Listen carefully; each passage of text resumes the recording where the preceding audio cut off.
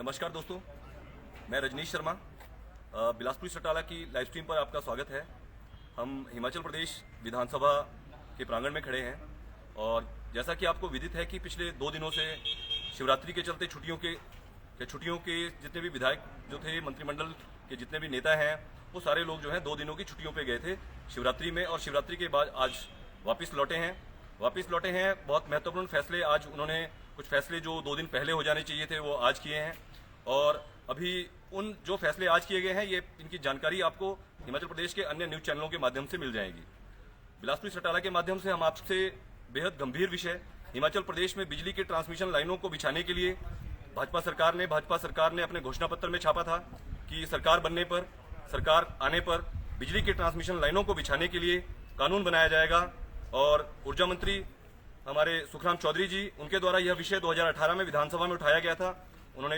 विधानसभा में पांवटा साहिब क्षेत्र में बिजली के ट्रांसमिशन लाइनों के नीचे लोगों की जमीन की मार्केट वैल्यू खत्म होने का जो विषय, गंभीर विषय उठाया था, यह मात्र पांवटा साहिब का ही विषय नहीं था, यह पूरे हिमाचल प्रदेश का विषय था, जिस विषय पर अब उनको ऊर्जा मंत्री बनने के बाद यह विषय बड़ा गंभीर हो गया है कि आखिर क्या ऊर्जा मंत्री रहते हुए वो उस विषय जो उन्होंने स्वयं उठाया था, वह विषय जो आज से उनसे पहले भी कई विधायकों के द्वारा, स्वयं जयराम ठाकुर जी द्वारा अपने सराज विधानसभा पार्वती कोल डैम ट्रांसमिशन लाइन को बिछाने में की गई अनियमितताएं, रिलायंस टावर लाइन घोटाले के संबंध में हिमाचल प्रदेश में जहां कहीं भी बिजली के ट्रांसमिशन लाइनें बिछाई गई हैं, सारी की सारी आज से पहले गैरकानूनी तरीके से बिछाई हैं। सरकारें कोई भी रही हो, लेकिन लोगों के पास ना तो उनकी जमीनों के कोई कागजात हैं, ना लोगों को मुआवजा दिया गया है, ना ही आगे कोई दिए जाने का कोई प्रावधान है। आखिर ऐसा बिजली के मामले में 200 यूनिट बिजली जो है वो मुफ्त कर दी गई है, उसमें जो है रेट कम कर दिए गए हैं सिर्फ चुनावों के मद्देनजर, जबकि बिजली बिल्कुल मुफ्त की जानी चाहिए। बिजली हमारे यहां बनती है, उत्पादन हम करते हैं, ट्रांसमिशन हम करते हैं, जबकि डिस्ट्रीब्यूशन में दिल्ली जैसे राज्यों में डिस्ट्रीब्यूशन में जो कंपनियां लगी हैं, जिनकी बहुत छोटी, जिनके पास इतने मीन्स नहीं है, वो भी वहां बिजली अपने लोगों को मुफ्त देते हैं। लेकिन हिमाचल प्रदेश में बिजली मामले में, ट्रांसमिशन लाइनों मामलों में और उनकी जमीन के मामले में अभी तक हिमाचल प्रदेश विधानसभा में इस तरह का कोई भी प्रस्ताव नहीं लाया गया है, जबकि सुखराम चौधरी जी को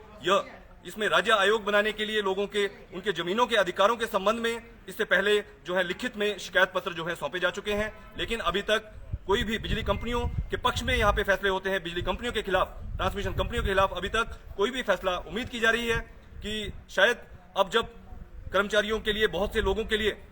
जो है वो बहुत तरह की पॉलिसी जो है उनके दबाव में आकर बनाई जा रही हैं, क्या हिमाचल प्रदेश के किसानों के लिए, जिनकी जमीनें चली गई हैं, भूमिहीन हो गए हैं, जिनके घरों के ऊपर से खतरा मंडरा रहा है, घरों के ऊपर हाई वोल्टेज की ट्रांसमिशन लाइनें बिछाई गई हैं, उस विषय में न्याय जो है कब होगा? वहीं दूसरी तरफ एक बड़ा गंभीर मामला मुख्यमंत्री जयराम ठाकुर जी की विधानसभा से जुड़ा हुआ मामला है। उनके वहां पे कैबिनेट में जो है एक स्कूल को वहां पे जो है तोड़ा गया है। स्कूल को 4 स्कूल थे, 4 स्कूल के बीच में से एक स्कूल को तोड़ा गया है। 9.5 बीघा की जमीन में से 5.5 बीघा जमीन जो है वो उसका हस्तांतरण जो है वो किया गया है। अब इस मामले में छोटे छोटे बच्चे जो हैं इसमें न्यायालय में गए हैं, और माननीय उच्च न्यायालय हिमाचल प्रदेश ने इस संबंध में 23 सितंबर को जो है स्वतः संज्ञान लिया था कि वहां आखिर बच्चों के अधिकारों पर किस प्रकार से जो है वहां पे हनन जो है उनका किया गया। स्कूल जो है, सरकारी स्कूल, दिवंगत राजा विजय सेन के द्वारा सरकारी स्कूल जो 9.5 बीघा जो जमीन वहां पे दान में दी गई थी, आखिर उसको जो है किस आधार पर बेचा गया? यह प्रश्न बहुत बड़ा प्रश्न है, क्योंकि शिक्षा की मांग करने वाले लोग गरीब बच्चों के जो परिवार हैं, उनके गरीब बच्चे वहां पे पढ़ते हैं, लेकिन गरीब बच्चों का स्कूल तोड़ दिया गया है, कन्याओं का स्कूल तोड़ दिया गया है। इस मसले पर हिमाचल प्रदेश का मीडिया जो है वो सरकार के मंत्रिमंडल से सवाल उठाने में नाकाम साबित हुआ है, और हिमाचल प्रदेश के मंत्रिमंडल के नेता, जिन मंत्रिमंडल ने यहां बैठकर प्रस्ताव पारित किया, जिन्होंने फैसला लिया कि स्कूल को तोड़कर वहां मल्टी कॉम्प्लेक्स और पार्किंग बनाया जाएगा। देखिए, हिंदुस्तान के अंदर, हिमाचल के अंदर ये पहला अपनी तरह का एक अलग फैसला है कि 4 सरकारी स्कूल चल रहे हैं, उन सरकारी स्कूलों में से प्राइमरी कन्या स्कूल तोड़ दिया गया किसी ठेकेदार को लाभ पहुंचाने के लिए। इस विषय में हिमाचल प्रदेश की सरकार से, मुख्यमंत्री से, क्योंकि मुख्यमंत्री स्वयं भी सरकारी स्कूल में पढ़े हैं, और भी जितने लोग यहाँ पे हैं उनमें से ज्यादातर सरकारी स्कूलों में पढ़े होंगे, लेकिन सरकारी स्कूल को तोड़ने का जो निर्णय है वो निर्णय क्यों लिया गया है? ठेकेदार वहां लगातार कंस्ट्रक्शन जारी कर रहा है, हिमाचल प्रदेश उच्च न्यायालय के स्वतः संज्ञान के बावजूद भी। बच्चे सर्वोच्च न्यायालय गए थे, अभी पिछले हफ्ते सर्वोच्च न्यायालय का भी इस विषय में गंभीर जो है आदेश आया है। गंभीर आदेश के चलते सर्वोच्च न्यायालय ने हिमाचल प्रदेश उच्च न्यायालय को इस मामले में जो है निपटारा करने के आदेश जो है वो दिए हैं। पिछले कल यह मामला हिमाचल प्रदेश उच्च न्यायालय में लगा हुआ था, हिमाचल प्रदेश उच्च न्यायालय में लिस्टेड हुआ था और सोमवार के लिए यह मामला फिर से हिमाचल प्रदेश उच्च न्यायालय में लिस्टेड हुआ है। क्या इससे पहले हिमाचल प्रदेश की सरकार, हिमाचल प्रदेश के मंत्रिमंडल और हिमाचल प्रदेश के मुख्यमंत्री छोटे छोटे बच्चों का जो स्कूल है, उनकी जो मांग थी वहां पे, उनके स्कूल को बचाने का जो उनका अभियान है, क्या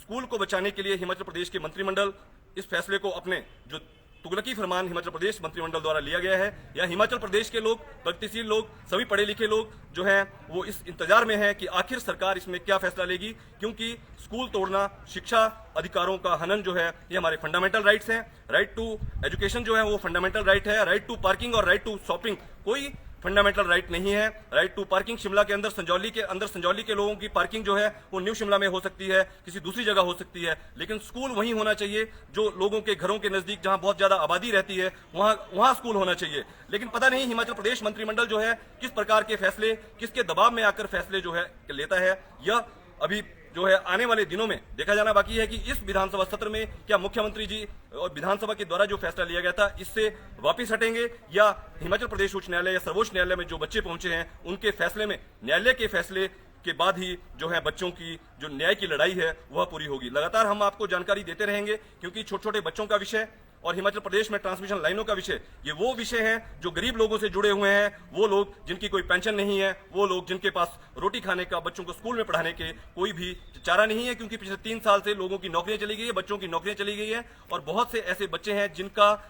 जिनकी नौकरियों से जिनको निकाल दिया गया है। ज्यादातर लोगों की तनख्वाह शिमला के अंदर देखें, बहुत जगह देखें आप, 6-6 हजार, 7-7 हजार, कोई मिनिमम वेजेस एक्ट जो है उसकी किसी प्रकार की कोई पालना नहीं है। उनके लिए भी कानून जो है बनाए जाने चाहिए, उनकी बात भी उठाई जानी चाहिए। यहाँ पे मात्र जो है दबाव बनाने की रणनीतियों के तहत सिर्फ अपने अपने तरीके से किसको फायदा पहुंचाया जा रहा है, जिसमें गरीब लोगों को पूरे तरीके से, इस सरकार से बहुत सी उम्मीदें थी हिमाचल प्रदेश के लोगों को, लेकिन इस सरकार ने भी वैसे ही ठेकेदारों के पक्ष में, वैसे ही उन लोगों के पक्ष में, उद्योगपतियों के पक्ष में फैसले लिए हैं। आने वाले दिनों में क्या ये विधानसभा इन दिनों में इस प्रकार का फैसला, मुख्यमंत्री जयराम ठाकुर जी स्वयं मंडी से हैं, मंडी के विधायक अनिल शर्मा जी भी यहाँ आते हैं, कुछ दिन पहले यहाँ से इंटरव्यू में बता रहे थे कि उनको जो है कमरा नहीं दिया गया है, उनको मुख्यमंत्री जी द्वारा। जो विधायक अपना कमरा नहीं ले सकते,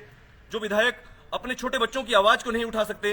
यहाँ विधानसभा आवाज उठाने के लिए है। वो विधायक महोदय अगर चाहते तो कई विधायक यहाँ पे बाइकआउट करते हैं, लेकिन अनिल शर्मा जी ने यहाँ बाइकआउट करने की कोशिश नहीं की है, जो उनकी नैतिक जिम्मेवारी बनती है, क्योंकि पिछली कांग्रेस की सरकार में भी वो मंत्री थे और इस भाजपा सरकार में भी वो मंत्री रहे हैं। लेकिन अपने छोटे छोटे बच्चों का, जो गरीब लोगों के बच्चे वहां मंडी में, गरीब लोगों के बच्चे उस स्कूल में पढ़ते हैं, ये हिमाचल प्रदेश के जो मंडी में विजय सेन जो स्कूल है, उस स्कूल में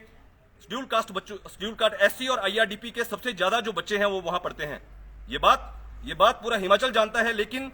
शेड्यूल कास्ट लोगों के लिए तरह तरह की राजनीति करने वाले जो लोग हैं, वो भी अपने बच्चों की कन्या स्कूल जब तोड़ा गया, उनको बचाने के लिए कोई आगे नहीं आया है। मंडी के बहुत से लोग राजनीतिक पार्टियों की चमचागिरी के चलते, क्योंकि अनिल शर्मा जी पहले कांग्रेस में रहे हैं तो कांग्रेस के लोग भी चुप हैं, अब भाजपा में रहे हैं तो भाजपा के लोग भी चुप हैं। बच्चों के साथ जो लड़ाई वहां पे लड़ रहे हैं बच्चे, वो सत्ता में बैठे जो लोग हैं, वो जो बेजुबान बच्चे हैं, जिनके पास कोई ताकत नहीं है अपनी आवाज को उठाने की, वो न्यायालय में पहुंचे हैं। न्यायालय से उम्मीद है उनको, क्योंकि न्यायालय ही निर्णय करेगा, गलत फैसलों का निर्णय हमेशा न्यायालय से सही आता है, लेकिन फिर भी उम्मीद है, क्योंकि अभी सरकार अगले काफी महीनों तक है, और सत्ता का जो प्रयोग है वो बच्चों के स्कूल को बचाने के लिए, और ट्रांसमिशन लाइनें, जो बिजली की हैवी ट्रांसमिशन लाइनें जो हिमाचल प्रदेश में लगातार आज भी बिछाई जा रही है, घोषणा पत्र में मामला उठाने 8 विधानसभा के विधायकों के घोषणा पत्र में मामला उठाया गया था, इंक्लूडिंग जयराम ठाकुर जी के अपने घोषणा पत्र में मामला भाजपा ने उठाया था। उन्होंने कहा था कि आज से पहले जितनी ट्रांसमिशन लाइनें गैरकानूनी तरीके से बिछाई गई हैं उनकी वो जांच करवाएंगे। पिछली विधानसभा में उन्होंने प्रश्न संख्या 8844 में, ये प्रश्न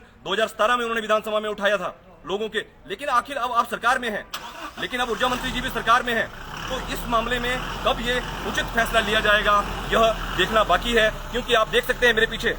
पीछे आप देख सकते हैं हिमाचल प्रदेश, यहाँ पे जो भी लोग आते हैं, जो भी विधायक यहाँ पे चुने जाते हैं, उनको सैलरी, भत्ते, हर तरह की प्रिविलेजेस जो है मिलते हैं। आप देख सकते हैं मेरे पीछे कितनी महंगी गाड़ियां यहाँ पे खड़ी हैं। ये सारी गाड़ियां जो है जनता के पैसे से, राजकोष से, सरकारी राजकोष से खरीदी जाती हैं, इसलिए ताकि गरीब लोगों के मुद्दे यहाँ पे उठाए जा सकें। गरीब लोगों की जो मांग है, स्कूल बचाने की मांग, ट्रांसमिशन लाइनों की मांग, हिमाचल में लगभग 20 लाख से ज्यादा लोग ट्रांसमिशन लाइनों से प्रभावित हैं, लेकिन आज तक ट्रांसमिशन कंपनियों के खिलाफ मामला नहीं उठाया गया है। छोटे छोटे बच्चों का सरकारी स्कूल, राजा विजय सेन जी ने जो स्कूल वहां पे जमीन दान में दी थी, वह जमीन शिक्षा के लिए दी थी।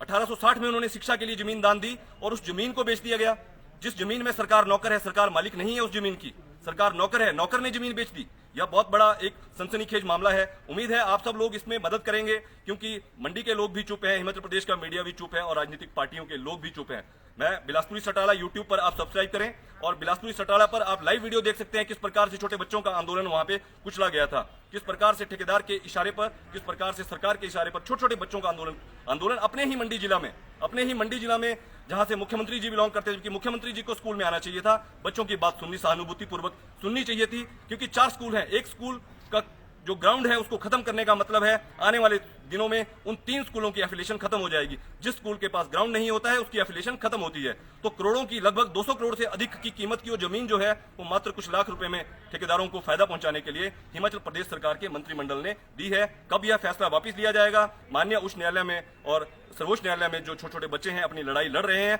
लेकिन वहां के विधायक, वहां के सांसद, वहां के नेता जो है सारे लोग चुप बैठे हैं। मैं रजनीश शर्मा, बिलासपुरी सटाला के लिए।